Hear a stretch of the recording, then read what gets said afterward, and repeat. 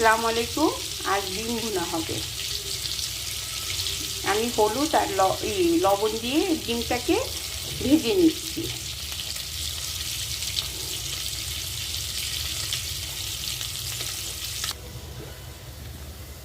আমি এখানে আদা রসুন পেঁয়াজ বাটা, টমেটো, লবণ, একটু গরম মশলা দিলাম, তেজপাতা, দারচিনি, এলাচ দিয়ে ভালো মতো কষিয়ে নিচ্ছি।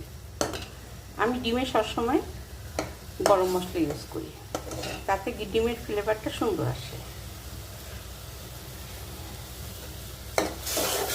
যে যেরকম খায়, আমার খাওয়া একরকম, আরেকজনের খাওয়া একরকম, কিন্তু আমি এভাবে খাই। আমার রান্না করতে এভাবে ভালো লাগে।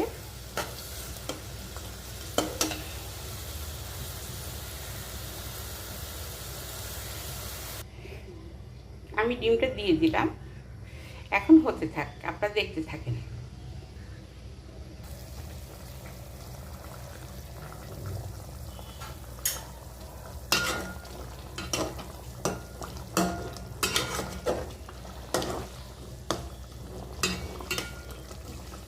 আমার মোটামুটি ডিম হয়ে গেছে। আমি একটু লবণটা চেটে তারপরে আমি ধনিয়া পাতা দিয়ে নামিয়ে ফেলবো।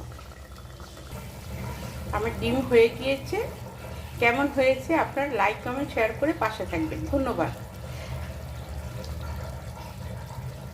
আরেকটা কথা, আপনারা সম্পূর্ণ ভিডিওটা দেখে সুন্দর একটা কমেন্টস করবেন। আল্লাহ হাফেজ।